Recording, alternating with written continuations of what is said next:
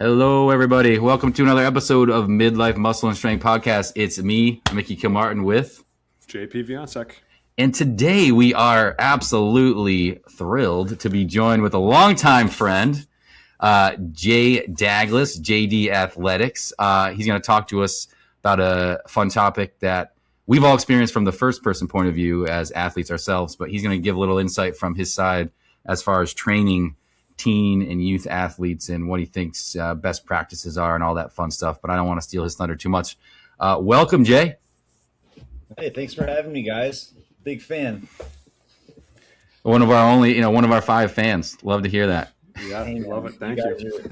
You guys are putting out some good work. So anything I could do to support and be a part of is pretty awesome. So thank you guys for having me.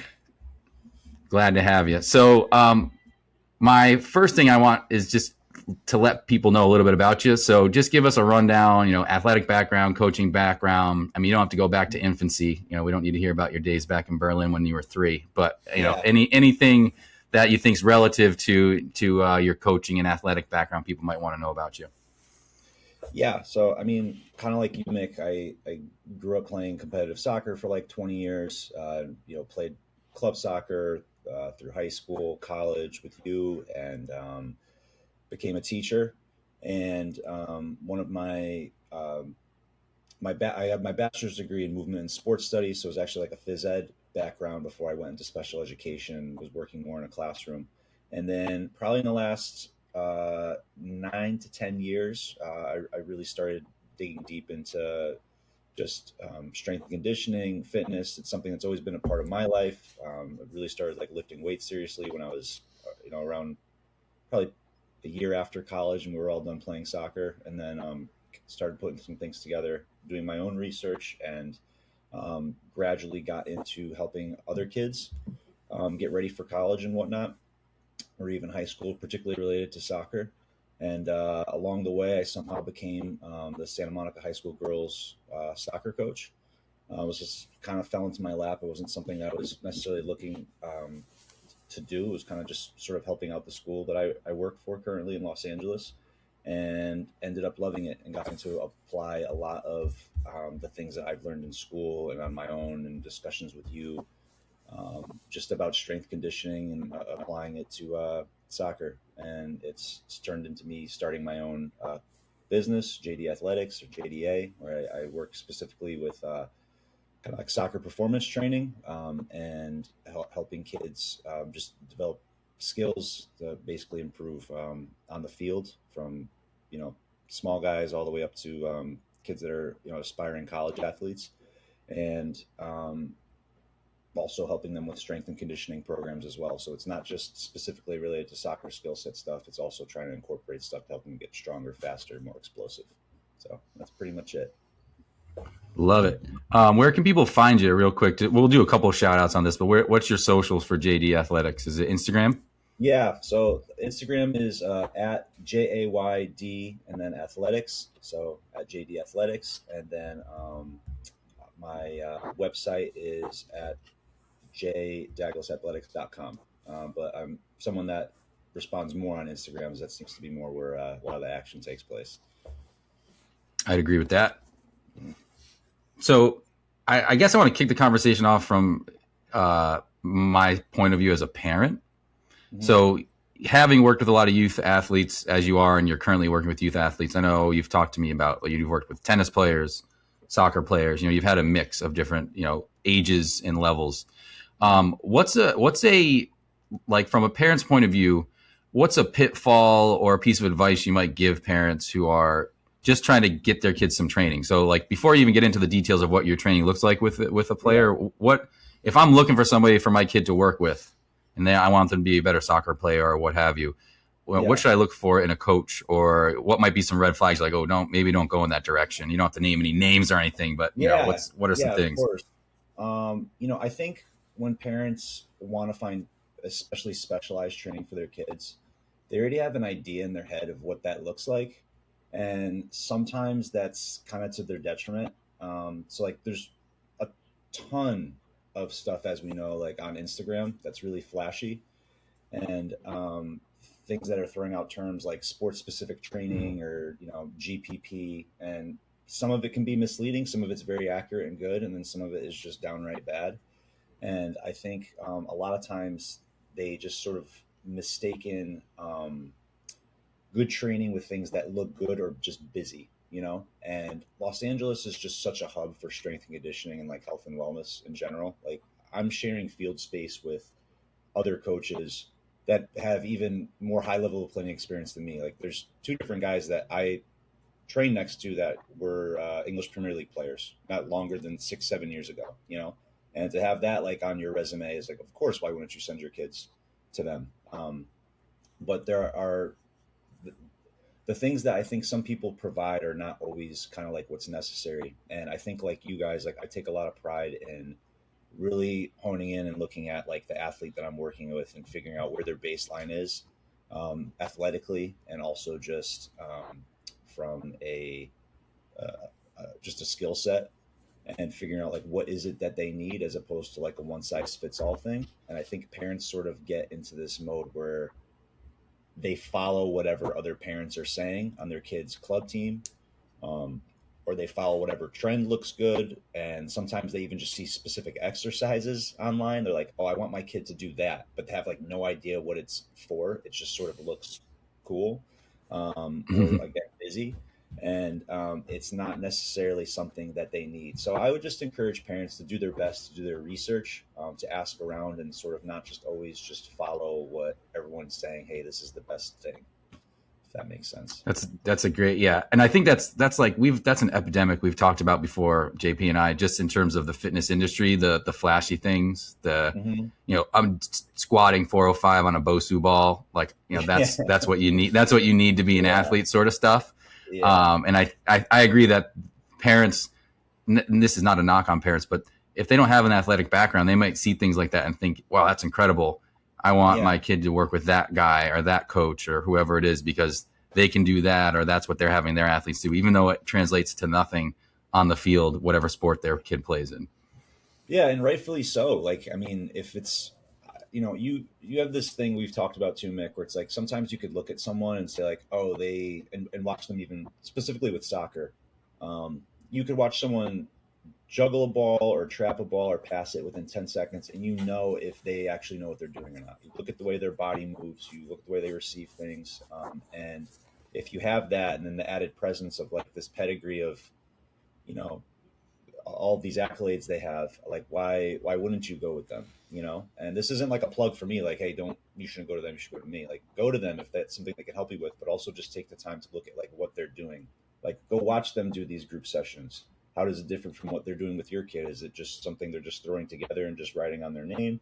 Or is it something that like they're genuinely looking at trying to help make your kid better? And I think there's this youth soccer is so much more different now from what I have noticed in my time back in it since we were playing, in the sense that club soccer has kind of become this mega thing where parents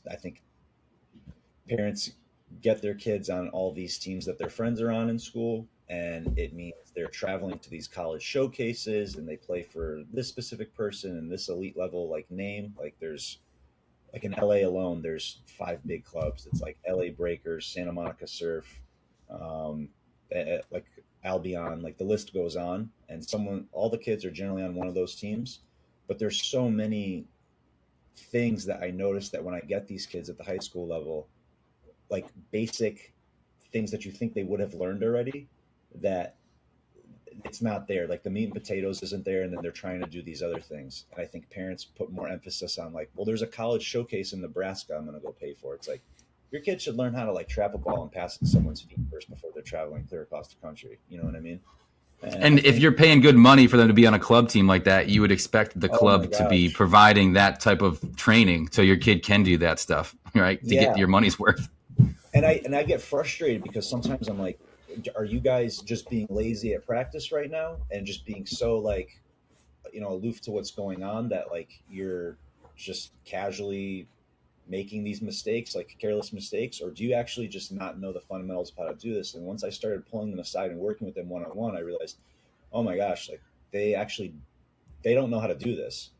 And so my thought always goes to like, what are they doing in practice at these clubs? And don't get me wrong, like I'm sure there's plenty of like wonderful, like smart club coaches that know what they're doing. But you, as you and I know, like it's really easy to call yourself a trainer. It's like, what are you doing in the background though to like make yourself better, to like actually give people what they pay for? Because like I take a lot of pride in like people are trusting me with their time and their money to like make their kid better. It's not all that different from teaching. Or like if your kid's with me for 8 hours a day, I want to make sure they're learning something and they feel safe and all the other stuff, and it's not just me collecting a paycheck. So, Mm-hmm. yeah, Yeah. How would having parents like that expectation versus reality, like it's almost like you're training the parent a little bit in some of those scenarios as well, with those expectations. Like if you were put yourself on the other side, if you were a parent, like how would you have your kid like progress through soccer? Just because there's so much playing, and hey, the more you play, the more exposure you get. Like what would like your ideal track for a kid be in your eyes, Jay, for like soccer specifically? Like maybe going through a couple different phases up to high school. yeah. I mean, I think the number one thing is I try not to interfere too much, and I'm not a parent myself, but it's from Right. what I can tell, there's such a pressure on these kids to like once they join a club team, especially, and I mean maybe it's this way for other youth sports. I'm not like involved in basketball or hockey or anything, but there's such a pressure right now for these kids to the parents are investing all this time and money in this, and their friends are doing it, so it's kind of become a social thing, which is great. And it's like obviously the best thing about sports is the relationships you're making and life lessons you're getting. But they kind of go through this thing, and then around their junior year it dawns on them like, oh wait, I don't want to do this in college, because we know how demanding college sports can be. And they have this thing where like they'll confide in me about like, I don't want to do this in college, but their parents are not on the same page, and I've seen the conversation happen in front of me where it gets awkward. And what I would just suggest to parents is let them just free play. Like I feel like that's like just going out and playing just anything and being active is like I really where I feel like you learn how to like move.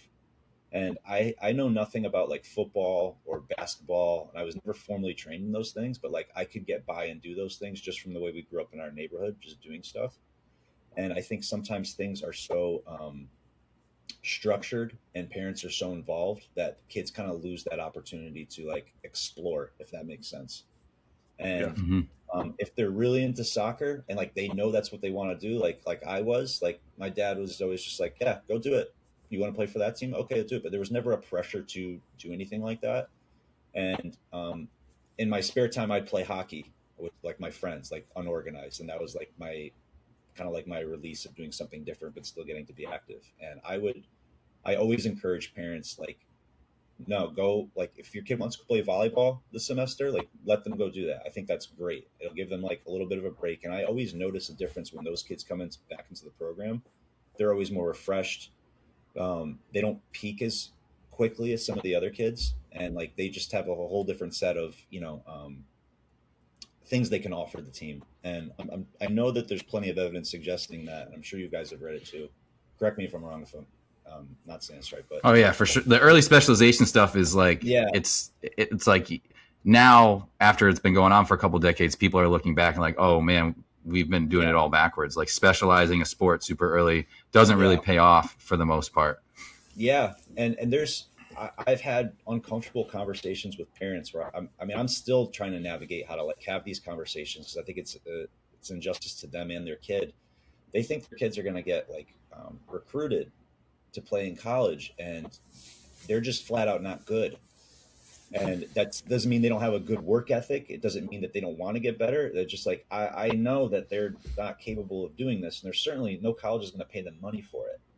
And But now I'm going to jump in real quick. That but I think that ties into the club thing, because they're paying money to be on a club, and the club is an elite club, right? yeah, So they have this misconception that they are elite, but really yeah, they have a checkbook. The checkbook is elite. yeah, Like that's yeah, what's happening. absolutely. And we get a ton of kids that try out. The way sports work out here, for as far as school goes, a little bit different. So soccer is actually a winter sport out here for high school. just because we're afforded the luxury of the weather. But what happens is we have tryouts for incoming freshmen the day after our last day of school this year. So these eighth graders that are coming up find out if they made the Santa Monica High School girls soccer team like on June 13th when we have tryouts. And all of them are coming from club, like all 40 to 50 of these kids. And then when they don't make the team, a lot of these parents are in uproar. Well, my kid plays for this. Okay. And I mean, they can't dribble, they can't pass, they have no field awareness. There's no work ethic. It's kind of unusual because at least like when you and I grew up, there was like a U16 Oakwood in Connecticut or something like that. If you were good enough, you made that. If you didn't, you played for like another club team that maybe wasn't so good. Here it's like there's three different versions of the same club team, and like they're happy to take your money and do that. And again, this is not bashing the club teams at all, or these coaches, but like I think the system dangles this thing of like your kid is here, but they could work their way up to the division's called ECNL now, and that's like the highest you can go in club, at least for girls, and I think the highest you can go for boys is MLS Next, so it's just like all like the farm league clubs for like LAFC, Galaxy, and all that stuff, and those kids are like elite of the elite, and like those are the ones that like D1 schools are already talking to and whatnot. But those that are kids that are like a couple levels below, I work with some of those kids, and I work with some of those kids that are at ECNL as well, and the discrepancy is unbelievable in talent and ability and effort and all that other stuff. But like they're all under the same umbrella of the same club team, if that makes sense. And I don't think parents really like put that together, so. Yeah, the death of like local, I think it still exists, like local sports where like you had like town leagues and stuff. It seems like it's dwindling for old, at young ages it still exists, but as kids get older that seems to be dying off. Like when I was 15, 16, you could easily just play for the town, and the town played other towns. There was no like elite. It was just, all right, Troy's going to play Waterford, and you had a soccer club, right? That sort of started to fade away once we got to college, and then it was just like club teams, like high level elite club teams, and there was a payment barrier and money and all that stuff got involved. And I really think that's become a detriment to all sports because it's left kids just with nowhere to either they can't play or they have to go to these clubs to play if they want to, if they don't have anywhere else to go. And it's just not, I don't think it's good overall. And I got a buddy on the East Coast as well that runs a really successful business out of New Jersey. His name is Mike Olm. He works with AP2T. Shout out to him. He's a great guy. And Mike Olm, Springfield College alum. Woo woo! That 1 year. Yeah, that's right. But he's noticed that I asked him because he's been in the game for even longer than a lot longer than I have as far as working with youth athletes, and I'd asked him like, what's as far as like club soccer goes, like where do you think like we go wrong with some stuff? And he just said like, I think a lot of the best athletes and best kids can't necessarily afford to do it, and that's such a shame for the kid individually. But then like if you're looking at a more selfish scale nationally, like I think about like, oh man, like our World Cup team, like the best kids aren't getting the best training because they just can't afford it and don't have the luxury or the resources for that. And I don't know what the solution is. I know like in Los Angeles, actually, I have an assistant coach that works primarily with like inner city youth in LA, and it's a free program and a free team for them. And he just tells me like, Jay, like the effort level and like being locked in during practice and taking practice seriously is so much different compared to kids that are just sort of showing up and not even really understanding how much money their parents are investing in it. So it's really just a matter like it's kind of like a privilege thing a little bit too. So I don't know what the solution is. I just full circle, just parents be aware of like what your kid wants out of it. Don't pressure them too much. Let them sort of explore other sports. And I think at the end of the day, like we all agree that we just want our kids to be moving and learning that way. And there's no need to specialize unless it's really coming from the kid genuinely. So Oh, go ahead, JP. Go ahead. Like while training kids, obviously this is very general, but like, do you see that there's a skill disparity, or is it the physical disparity? Like when you're watching kids or kids you train, is it, hey, you're going to need more time in the gym, or do you need more time in the field? Like, I know it's case by case, but is there something you can Yeah. generalize? Like, hey, kids need to be training a little more, or is it they need to be playing more? Yeah, I think YouTube, for as great as it is, and Instagram and all this information we have is so awesome that we can like go back and look at like clips of like highlights of things that we loved of athletes, that we admired as kids. But now I feel like a lot of kids don't actually sit down and watch full games. Like they're not tracking and watching specifics of what players are doing. Um,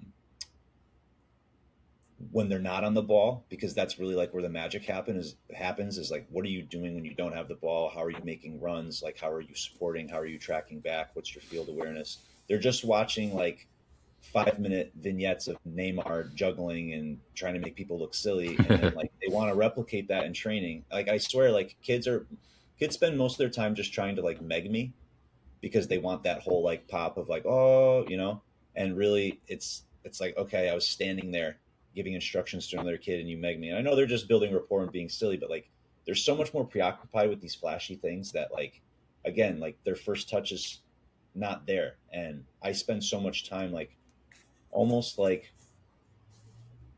basics. Like I do really basic things with them if that's what I feel like they need. I mean, I have some elite college athletes that like will come to me with specifics and be like, hey, my coach wants me to work on like getting crosses off quicker and being more decisive about where I place a ball.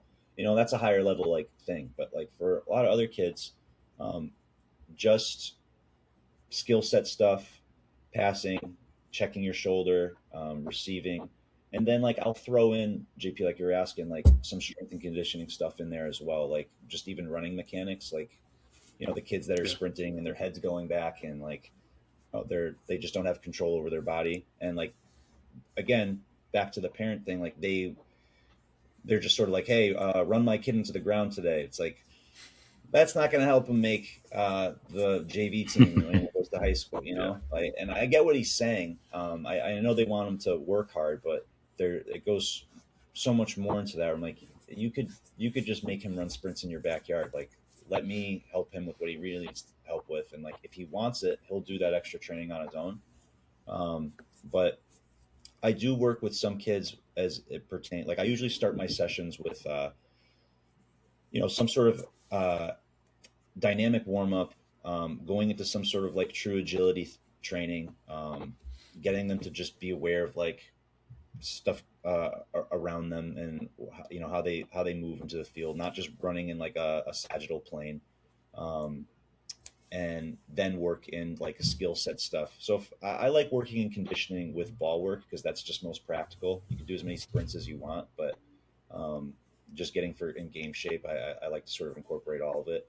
And then for those kids that I feel like really are struggling with just like mechanics, like sprinting, and like especially middle school kids, they're kind of like in that awkward growing into their bodies thing. And so, legs might be longer than their torso or whatever it is at the time.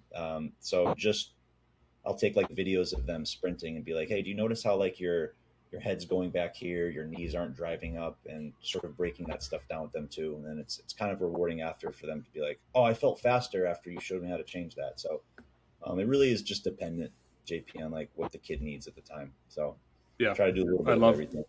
I love that you just said it's it's studying the game. It's the basics. It's like doing the little things right. Like we preach the same thing with fitness. It's everyone wants to be doing the latest and greatest. And it's like, I think it's sometimes tough to give those expectations to a parent. Like you're saying, like they want to see them do, something crazy. And it's like, hey, we're just going to learn how to, dribble, trap, and run with good mechanics. Like it's not the craziest thing. I think it's tough to market maybe in like our, society that has such a, little to no attention span. But it's nice to hear. It's nice to hear from a coach like who's like, hey, like we focus on the basics. Even my daughter going gymnastics, like I wish they did less and just Yeah. focused on the form and technique rather than like they try to do everything. It's like, you Yeah. see it in other coaching as well. It's like, I don't know but that's my, like, I don't think I'm normal. I don't think I'm You're not the average parent. I'm not the average person. I kind of look at things differently, but Well, I love the way you said that. I think the fact that you've also played a high level sport, um, those parents that that have also played, like, they have the least amount to say. Like, they know to step back, and they know if you know what you're talking about, and they'll understand like the importance of basics. So like one thing I always tell like athletes, like the reason I played in college is because I did all the basic things right. Like that's what I figured out I needed to do. I was not the fastest. I was not the strongest. I could not jump in the air. I just was, there's so many things I was not good at. I was like, what can I do to make myself stand out? And that was legitimately work hard, which is, anyone should be able to do that, but either you got it or you don't. You can't really teach work ethic, but it's collect the ball, distribute the ball, play simple. Like, just do the simple things right, and that will get you so much further than some of the other stuff, you know? Because I got parents and kids being like, oh, how do you do this kind of like cool turn? It's like, you can't even like turn without spinning your leg around your back. You know what I mean? Like, why are you trying to do this? You're going to get creamed, Trying to run before you can walk.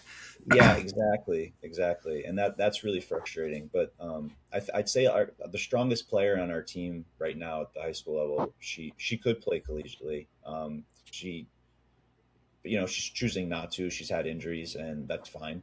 But the things that she does in the field, everyone's just so like in awe of the stuff that she does. But I don't think they realize that the reason she's so good is because she does things so simply. Like, she doesn't try to complicate anything, and that just comes from repetition and training and good coaching she probably had at the club level.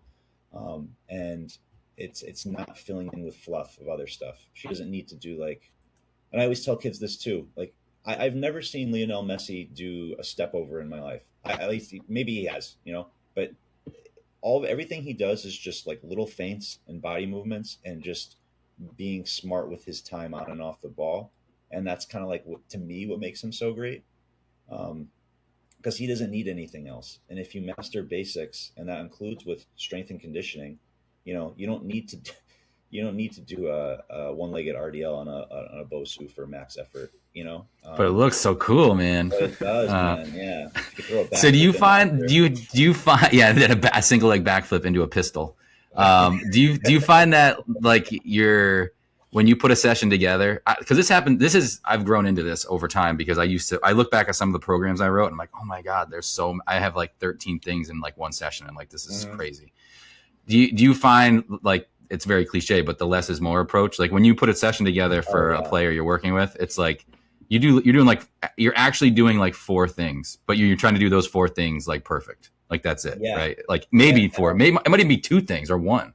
Yeah, and I'm guilty of doing this when I work with new athletes, especially if I know if the parent's going to be there, because I know they're looking for like pizzazz, you know what I mean? And like, I have a ton of equipment that's all like practical for me, but I always have like a really nice setup and make it look organized and structured. Because I think it's also just sort of the way my brain operates, and also being a teacher, I actually structure training much in the same way I would like a lesson plan at school, where it's like you have a warm up, you have something you might introduce like on a basic level, and you start incorporating like a little more like realistic, like real world connection, how you do it in a game, and then you sort of hit the intensity up at the end, and then maybe I'll do something fun with them that they like to do, like finishing. Most kids just like love shooting of some kind for 10 minutes. But in the beginning, when I first work with an athlete, especially if it's a parent that I feel like is kind of like a little more high maintenance, to put it nicely, like I like them to see that like, hey, like I have a lot in my arsenal and we could do a lot of this. But after I have like that first couple of sessions with them, I like to pull the parent aside and be like, hey, this is what I'm noticing. This is what I'm going to gear my next session toward with them, because this is how I think it could help them, especially if their coach, which is really helpful, especially if their coaches give me information, because sometimes their club coaches will talk to me and be like, hey, I want athlete A to just get better with sending long balls across the field or something like that, and then I could put that together for a half hour. But like I said, they can be hard to compete with sometimes when parents roll up to watch me doing really basic stuff that doesn't seem like a lot, and then I'm next to a trainer that basically has like an obstacle course going that is cool looking, and I could do the same thing, but like it's really not getting them to get better at anything other than just being tired after an hour, Mm-hmm. So I feel like JP and I, like, that's, and you program outside of just, specific soccer kids. I know you work with tennis players and like some people who just are trying to get in shape. yeah, And sometimes you write a program for someone and they'll be like, that's it. And it's like, that's it. Yeah. And that's all you need. And take your medicine and enjoy it. Cause I think that the theme, right, is like the flashiness everyone's chasing and like the new cool thing, but that's not what's going to get you results and get you what you want to do. Like, get you where you want to go. Like soccer player with skill stuff, it's like you could just work passing and just literally pass and trap, and like one format for an entire hour session, and that would be useful. And it might be really boring and seem like mind numbing to somebody, but if you want to be a great player, you've got to do that stuff, that simple stuff, really well. Otherwise, you're going to get left in the dust. Yeah, I don't think parents realize like the benefit of a kid going up. Like you don't need much. You just need a soccer ball on a wall, and if you play one touch passing for 10 minutes straight and just keep trying to hit it the same ball over and over again, like the levels that can take you to from doing that 3 or 4 days a week is just so much more astronomical than like anything I could just do with them in an hour, you know. And I think one thing that often gets, and I've heard you guys talking about this on the podcast, and Mickey, from you and I, our conversation we just had, it's not like getting results a lot of times is not pretty. It's just monotonous work. It's the same stuff over and over again and building off of it, and then changing things around every 5 or 6 weeks if you need to. But I tell some of my athletes, and I don't know if I'm segueing off to something completely different right now, but like I have one. Keep rolling, baby. She's in the process of getting recruited to go play at school. She could play any division she wants. And she's so committed. And sometimes that can be really isolating. And I know, like, especially in summers, you want to be out with friends, partying, doing whatever. And then like, you're at a track at 10 PM at night, like running 400s like a lunatic. And I tell them like, yeah, it's monotonous, but it's also like a really lonely road. It's especially for our time, like we weren't holding ourselves accountable by posting stuff on social media. Like the ones that are going to find the most success are the ones that are grinding quietly and just sticking to programs that intelligent coaches like you two write, and not deviating because someone else is doing something else. Like sometimes it's really just as simple as going to a track and doing, the same programmed workout that you've had for the last 4 weeks, but then building off of it incrementally.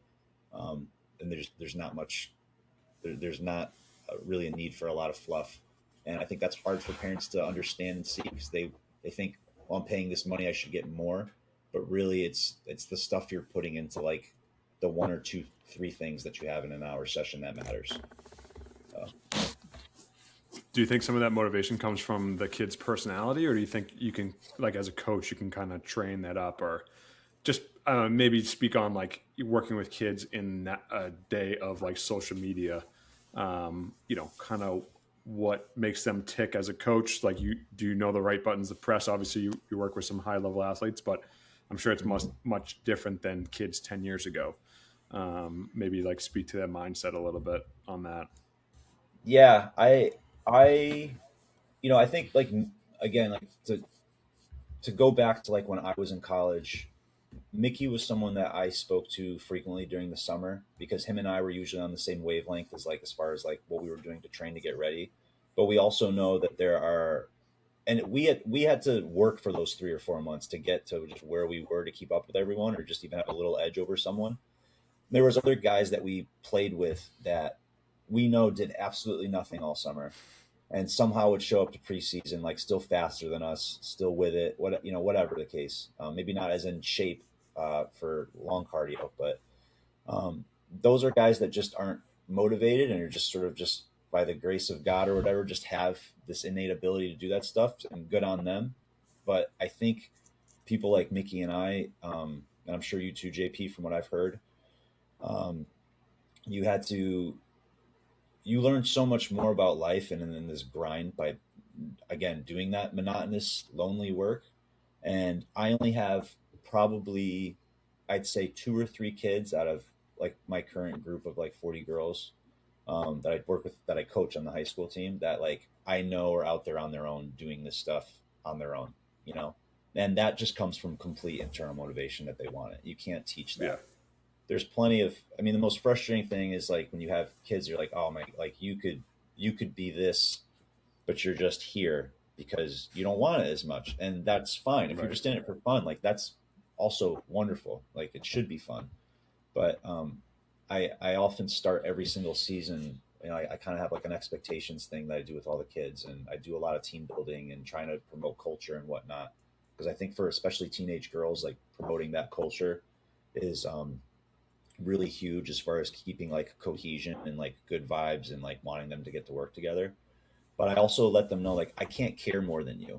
Like even little things like I can help you with like organizing gear and equipment and stuff, but like you have to be responsible for the ball bag and the cones. And when I say bring it in, you got to get there in 5 seconds. Like I can't be waiting on you, and it's those 3 or 4 other players that I mentioned that'll be the first ones there and trying to get everyone rallied together. But what are you supposed to do if you have teammates that just aren't hardwired like you? And that's tough as an athlete, especially if you want the most, so I see both sides to it, but I forget what I was even answering. We were talking about that. Yeah, no, you answered it in the midst. You answered it in the midst of it because you said you don't think. I think it's internal motivation, right? You said like you don't know that you can actually do it for them. Like they've got to either come to that conclusion or not. You have to want it, and like there's kids that'll be like, "Oh, Coach Dags, like I want to work on this with you." It's like, all right, and then like I'll never hear from them again. You know what I mean? And I don't put like a lot of they ghosted you. Oh yeah, they could do that. They ghost me all the time. But that's why I don't put any sort of like, I make myself available. I'm like, yeah, let me know. I'm around if you need whatever this weekend. And then I won't hear from them. It's like, okay, that's something better to do. That's fine.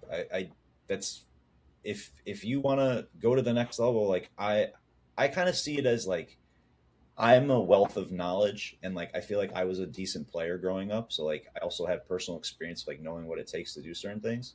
And those kids that trust me and have like the internal motivation to do that, recognize that, and will take advantage of it.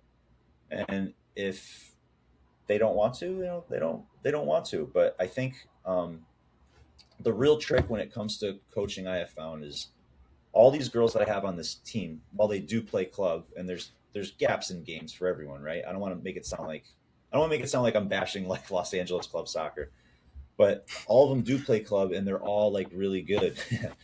No, they're all really talented. It's much harder to figure out what to say daily differently to continue to motivate them than actually putting together like a training. Like they all know how to play already. I can look at stuff and be like, okay, this is what you need to fix. This is how you need to get to the ball quicker. This is whatever. But when it comes to like, how do I make you care? How do I inspire you? That's really the hardest thing, especially when you're combating kids who are more entertained by their phones and maybe necessarily don't have the same feeling of like team camaraderie that like we all did growing up. Because I do pasta dinners for the kids, like the night before a couple games a year, and it's kind of tough to like get them to show up to like the 2 or 3 a year. You want to like, and they love it, but they don't always all show up. Whereas like when I was playing, we'd had one every single night before every single game. So we were all there 3 times a week because that camaraderie and that excitement of wanting to be around each other, it just translated to the field. And you couldn't like replicate that or like manufacture it. I mean, you couldn't manufacture that. And whereas I feel like now there's sort of like this it feels like a little bit of a disconnect between the understanding of like playing the game and also like the importance of like being like cohesive and friends and all that other stuff. Does that make sense? Yeah, definitely. Oh yeah. I think the club they probably identify with the club more as a team than they do. And it's like club lacrosse is crazy because it's just you get cool gear and bad coaching. Yeah. Like I don't know how it is for soccer, but like literally kids will pick teams because they have like cool helmets. And it's like Yes. the coaching, Yeah. The Warriors. The coaching's Oh my God. terrible, but it's like cool. You get this baby blue helmet. Like that's why Yeah. you're playing. Like I think the thing that irritates me the most Yes. is teams have media days now, and it's not like it's it's like they have Media like day for like teens. dude, they have like a full production. They look like they just got signed by like, you know, the New England Revolution or Barcelona, and their hair's all done, and there's like a smoke machine in the background. There's this soft lighting, and like it just looks like a professional shot. What? And then, yeah, and like meanwhile, like when we were kids, we stood there with like our dad behind us with his hand on our shoulder. You know what I mean? While we Yeah. had the ball in our stomach. in front of like foliage and like on a Yeah, muddy yeah. field somewhere. Yeah, exactly. And mind you, my dad wasn't supposed to be in the photo, but he just inserted himself in everything. And that was our media day.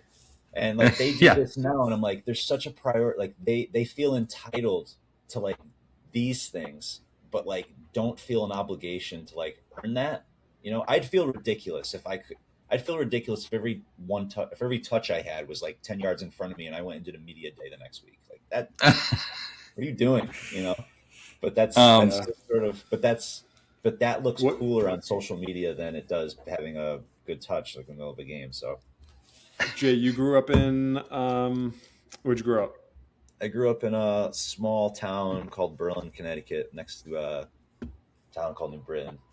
Like city. California, I think like, is just like a lot of people and a lot of people play sports. Do you think the talent pool is that much bigger than Connecticut, or like the talent of players? Is it like like not that you want to take your time from Connecticut, but if a Connecticut team played in lacrosse, it's like if they just have like 6 more kids to pick from them, a Massachusetts team, so it's like you get some really talented kids. Do you see that in California or your experience?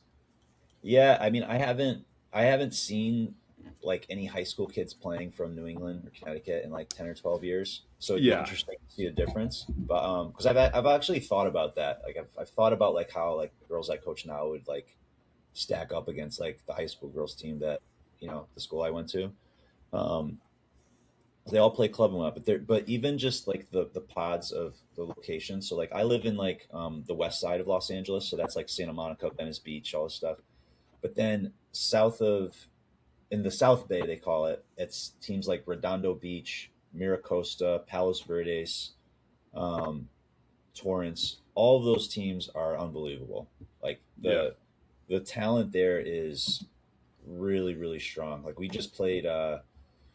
We do really well up here. We just won last night against Beverly Hills in a semifinal. So we have our finals next week against Culver City, which is all the North Bay team. But like we played Redondo, and like they're just on another level. They absolutely smoked us. And I don't know if it has something to do with just demographic. I don't know if it has something to do with socioeconomic. But I think because there's so many kids here, and like you said, there's such a pool here, I do think that places like California, Texas, New Jersey has always been like a really dominant force. At least Florida probably. But all those states, I feel like is really where you're going to find like a lot of like really, really talented players. So that's cool. Yeah. So before I got like a few more questions here before I wrap up, but to pivot a little bit, still on the club soccer thing and training, have you learned, like you've been doing this for a few years now, at least specifically training sports, like tennis players, soccer players more so. Has there been things where like, 2 years ago you did one thing and now you do something different? Has there been ways you've adapted and changed your coaching, your programming, as you've done this, and worked with kids and realized like this never really works. I've got to do something different, or just had an aha moment or epiphany or whatever with anything specific? Yeah, I mean, if you're not constantly reevaluating everything you're doing after every session or every practice, like I mean, what's the point? You know, like you're cooked, and you need to adapt or die. And I think I'm pretty open with the girls about it too. Like, if especially the ones that I teach collectively at the high school, I'm like, I'll go through something, and then I'll pull the captains aside. I'll be like, "What'd you think of that?" They're like, "Ah, it was kind of." I'm like, "Yeah, I agree." And I'm always open with like, "Hey, if this drill sucks, I'm gonna scrap it and I'm gonna reevaluate it, and we're gonna find a way to like tune it to like what we need." And sometimes it's not necessarily even the drill. The drill might be good, but the kids just aren't ready for it yet, you know. And I got to take a step back, and it's something like, "Oh, okay, well, we'll work our way up to that again." And then there's some things I put together. I'm like, "Well, I didn't explain that well. That was trash. That's on me." Um, so you constantly have to reevaluate what you're doing, and I think on a bigger scale, you have to have rapport with them. It's just like teaching. If you don't have rapport with these kids, like then you have to figure out what the buy-in is. And I always ask myself, like, you know, why should they listen to me? And if there's some sort of knowledge that I have that they don't have, like, I want to make it apparent that like you need to listen to me in order to acquire this, and this is what's going to help you move forward if this is what you want. If this is really what you want to do, you know. So I think it's just reevaluating what you just did.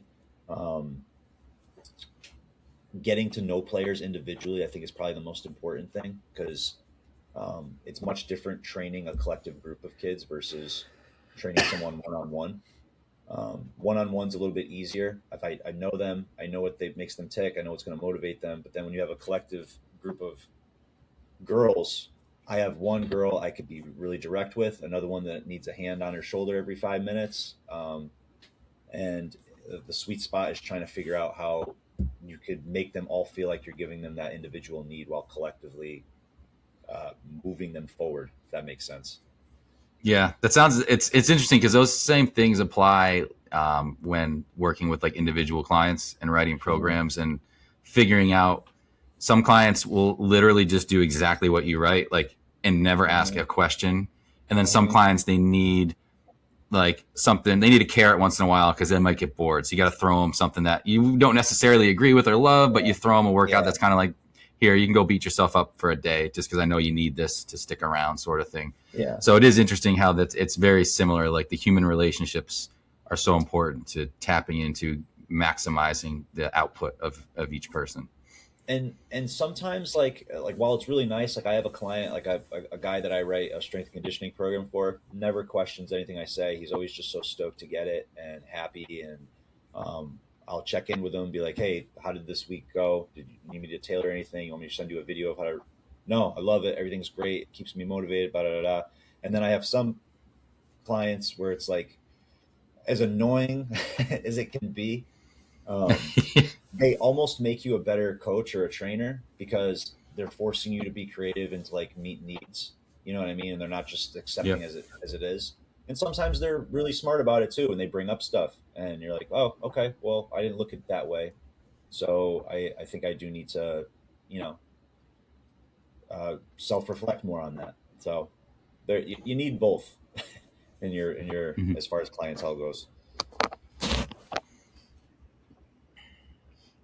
JP, you got anything last things here to throw at JD before you let him go enjoy the sunshine and we go out and shovel? No, I was impressed. I'd want my kids training with you.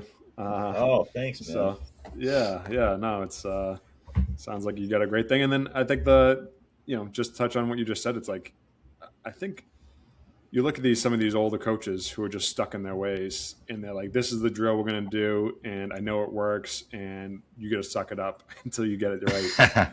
Where I think like a coach who's like always, maybe you're trying to make your way 2-3 years in, you're trying to like, I think you have more advantage, from a athlete working with you, just because you're like, "Hey, let's do this. No, this didn't work. Let's scrap this." Like, you're kind of finding out what works for you, and along the way you're, "Hey, let's not do that," or "I'll bring that in." I think it makes you a better coach. So it's nice, refreshing to hear similar things that me and Mickey do, that you do in your training, and people are getting a good product from that. So it's good.